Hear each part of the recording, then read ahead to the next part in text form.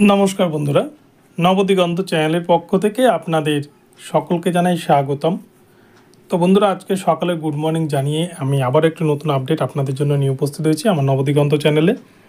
তো এখন আমি আপনাদের জন্য যে আপডেটটি নিয়ে উপস্থিত হয়েছি সেটি হচ্ছে আপার প্রাইমারির 14,000 যে রিক্রুটমেন্ট প্রসেস কিন্তু প্রায় 9 বছর ধরে আটকে রয়েছে।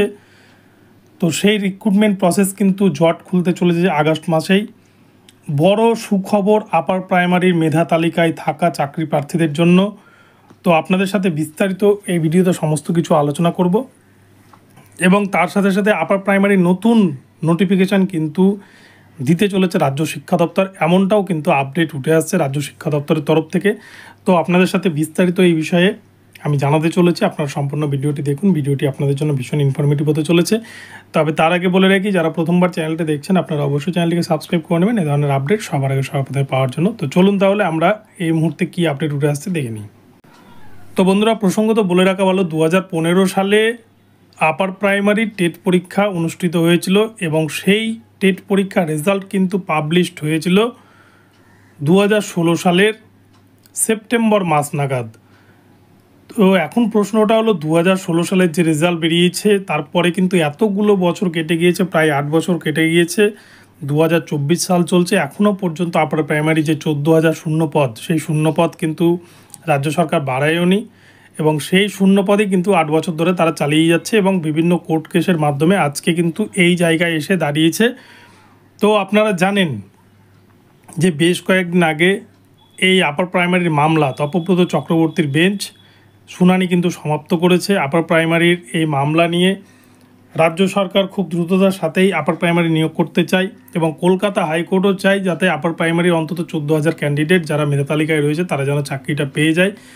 কেননা এই মুহূর্তে রাজ্যের যা বর্তমান পরিস্থিতি, আপার প্রাইমারিতে কিন্তু শিক্ষকের শূন্যপদ প্রচুর পরিমাণে রয়েছে এবং এই নিয়ে গ্রামের স্কুলগুলো বিশেষ করে শিক্ষক শূন্যতায় ধুঁকছে এবং ব্যাহত হচ্ছে শিক্ষাক্ষেত্রে পড়াশোনা। গ্রামের ছেলে মেয়েদের প্রচুর পরিমাণ ক্ষতি হয়ে যাচ্ছে। তাই এই দিকটা মাথায় রেখে কলকাতা হাইকোর্ট কিন্তু চাইছে যে যাতে তাড়াতাড়ি এই 14,000 শিক্ষককে চাকরির ব্যবস্থাটা করে দেওয়া যায়। তো এর মধ্যে আপনারা জানেন এর আগেও কিন্তু দুবার মেধা তালিকা ক্যান্সেল করেছে কলকাতা হাইকোর্ট, যেখানে গরমিল ছিল, যেখানে দুর্নীতির অভিযোগ উঠেছিল। এবারও যে মেধা তালিকা প্রকাশ করেছে, যার কিন্তু কাউন্সেলিংও হয়ে গিয়েছে, সেক্ষেত্রে কিন্তু দেখা গিয়েছে এখানেও বেশ কিছু গরমিল রয়েছিল। প্রায় 635 জন ক্যান্ডিডেটের নম্বরে গরমিল রয়েছে। অনেকের ওএমআর সিটে হোয়াইট নাট ইউজ করা আছে। তো এরকম যে বিভিন্ন অভিযোগগুলো উঠেছিল এবং কারো একাডেমিক নম্বরে গরমিল করা আছে, কারো ওএমআরের সাথে তার নম্বরের মিল নেই, এরকম বিষয়গুলোকে কিন্তু আদালতের সম্মুখে নিয়ে এসেছিলেন পিটিশনারদের তরফ থেকে বিকাশ রঞ্জন ভট্টাচার্য মহাশয়। এবং সেই প্রসঙ্গে স্কুল সার্ভিস কমিশন তারা কিন্তু স্বীকার করে নিয়েছে যে 635 জন ক্যান্ডিডেটের ক্ষেত্রে এই ভুলটা তারা করেছে, তারা তাদের ভুলটা স্বীকার করে নিয়েছে এবং তারা আদালতকে জানিয়েছে এই 635 জনকে বাদ দিয়েই যেন অন্তত এই পুরো প্যানেলটাকে নিয়োগের অর্ডার দেয় কলকাতা হাইকোর্ট। তো এই প্রসঙ্গে গত কয়েকদিন আগেই কিন্তু এই মামলার শুনানিতে বিচারপতি তপব্রত চক্রবর্তী এই মামলার রায়কে রিজার্ভ রেখেছেন এবং এই মামলার রায় কিন্তু 10 থেকে 11 আগস্ট এর মধ্যেই পাবলিশ করতে চলেছে কলকাতা হাইকোর্ট, এমনটাই কিন্তু জানা যাচ্ছে। এবং রাজ্য শিক্ষা দপ্তর সূত্রে তারা কিন্তু যেটুকুটা জানিয়েছে যে আপার প্রাইমারির রায় মেধা তালিকা অর্থাৎ রাজ্য সরকারের পক্ষে যেতে চলেছে এবং প্যানেলে থাকা সমস্ত ক্যান্ডিডেটরা কিন্তু 635 জন ক্যান্ডিডেটকে বাদ দিয়ে কিন্তু নিয়োগ করতে চলেছে কলকাতা হাইকোর্ট, এরকমই কিন্তু অর্ডার দিতে চলেছে আশা করছেন রাজ্য শিক্ষা দপ্তর এবং সেই মোতাবেকই কিন্তু রাজ্য সরকার নিয়োগ করবে বলে প্রস্তুতি তারা অলরেডি শুরু করে দিয়েছে এবং আগস্ট মাসের মধ্যেই কিন্তু এই নিয়োগ প্রক্রিয়া কমপ্লিট করবে বলে জানাচ্ছে রাজ্য শিক্ষা দপ্তর। এবং শুধু তাই নয়, এখানে কিন্তু 14,339টা শূন্যপদ রয়েছে এবং এর মধ্যে প্রায় 13,000 সামথিং শূন্যপদে কিন্তু নিয়োগ করতে চলেছে প্রথম ধাপে রাজ্য সরকার, এটা কিন্তু রাজ্য শিক্ষা দপ্তর সূত্রে জানা গিয়েছে। এবং এর সাথে সাথে এটাও রাজ্য শিক্ষা দপ্তর সূত্রে জানা গিয়েছে, রাজ্য শিক্ষামন্ত্রী জানিয়েছেন এই আপার প্রাইমারি নিয়োগ কমপ্লিট হলেই সাথে সাথেই কিন্তু আপার প্রাইমারির টেট পরীক্ষা নেওয়ার আবার নতুন বিজ্ঞপ্তি দেবে রাজ্য সরকার, এবং তার সাথে সাথে আপার প্রাইমারির নতুন যে রিক্রুটমেন্ট নোটিফিকেশান সেই নোটিফিকেশনও কিন্তু তারা দেবে বলে জানিয়েছেন। তবে পিটিশনারদের পক্ষ থেকে যেটুকুটা জানা যাচ্ছে, ডিভিশন বেঞ্চে এই মামলা চলছে বিচারপতি তপব্রত চক্রবর্তীর বেঞ্চে, এবং ডিভিশন বেঞ্চের রায় যদি পিটিশনারদের বিপক্ষে যায় এবং 635 জনকে বাদ দিয়েই যদি এই পুরো প্যানেলটাকে নিয়োগের অর্ডার দেয় কলকাতা হাইকোর্ট, তাহলে কিন্তু পিটিশনারদের তরফ থেকে সুপ্রিম কোর্টে যাওয়ারও হুঁশিয়ারি দেওয়া হয়েছে। তারা সুপ্রিম কোর্টে যাবে এবং এই মামলার শেষ দেখে ছাড়বে, এরকমই কিন্তু একটা আভাস পাওয়া যাচ্ছে। তো কি হবে, আগামী 10 থেকে 11 আগস্টের মধ্যে এই মামলার রায় ঘোষণা করবে কলকাতা হাইকোর্ট, এবং এই রায় কিন্তু রিজার্ভ করা আছে এবং 3 সপ্তাহের জন্য রিজার্ভ করা আছে। 3 সপ্তাহ পর কিন্তু এই মামলার রায় ঘোষণা করবে কলকাতা হাইকোর্ট, এবং সেক্ষেত্রে কী রায় ঘোষণা করে তার উপর ডিপেন্ড করেই কিন্তু পিটিশনারদের তরফ থেকে বড় সিদ্ধান্ত নিতে চলেছেন।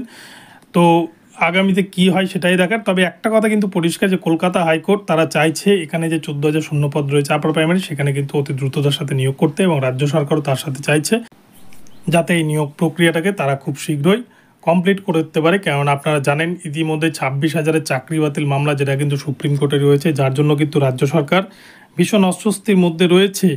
তো সেই জন্য কিন্তু রাজ্য সরকার চাইছে যে যাতে এই আপার প্রাইমারি জট কেটে যাতে 14,000 ক্যান্ডিডেটকে নিয়োগটা দিতে পারে, কোর্টের রায় যাতে এরকমই আসে, এবং তার সাথে সাথে সরকারের যে ভাবমূর্তি সেই ভাবমূর্তিও কিন্তু স্বচ্ছতার সাথে বজায় থাকবে। তাই এই বিষয়টাকে সামনে রেখেই এবারে কিন্তু রাজ্য সরকার এগোচ্ছে। এবং তবে এখানটায় একটা কথা পরিষ্কার বলা যেতেই পারে, এই যে 14,000 শিক্ষকের প্রতি নিয়োগের যে নির্দেশ দিতে চলেছে কলকাতা হাইকোর্ট, তার ফলে কিন্তু মুখে হাসি ফুটতে চলেছে আমাদের রাজ্যের প্রায় 14,000 মতো বেকার যুবক যুবতী, যারা কিন্তু সারা রাজ্য জুড়ে ছড়িয়ে রয়েছে, যারা কিন্তু দীর্ঘ 8 বছর 9 বছর ধরে এই তুমুল লড়াই করে হাইকোর্ট থেকে আরম্ভ করে রাস্তায় নেমে আন্দোলন করা থেকে শুরু করে তারা কিন্তু সরকারকে বিভিন্নভাবে চাপে ফেলার চেষ্টা করেও শেষ পর্যন্ত তারা সুরাহা পায়নি। কিন্তু এবার কিন্তু অবশেষে কলকাতা হাইকোর্টে বিচারপতি তপব্রত চক্রবর্তীর বেঞ্চেই কিন্তু এই আপার প্রাইমারি মামলার চূড়ান্ত রায়দান হতে চলেছে, এবং এই আপার প্রাইমারি মামলার জট কাটতে চলেছে একরকম বলা যায়। এবং এই মামলার ফলে কিন্তু রাজ্য শিক্ষা দপ্তর সূত্রে একটা খুশির হাওয়া বয়ে যাচ্ছে। তারাও কিন্তু চায় যে 14,000 রিক্রুটমেন্ট প্রসেসটাকে কমপ্লিট করে যাতে এই দীর্ঘ 9 বছর ধরে যে রিক্রুটমেন্টের যে মামলা আদালতে ঝুলে রয়েছে সেখান থেকে তারাও কিন্তু মুক্তি পেতে চাইছে। তো কি হয় 10 থেকে 11 আগস্ট কী নির্দেশ দেয় সেটাই দেখার। তো বন্ধুরা এখন এ পর্যন্ত রইল, আপনারা প্রতি মুহূর্তে নজর রাখবেন, আমি আপডেট পেলে আপনাদের জানিয়ে দেবো।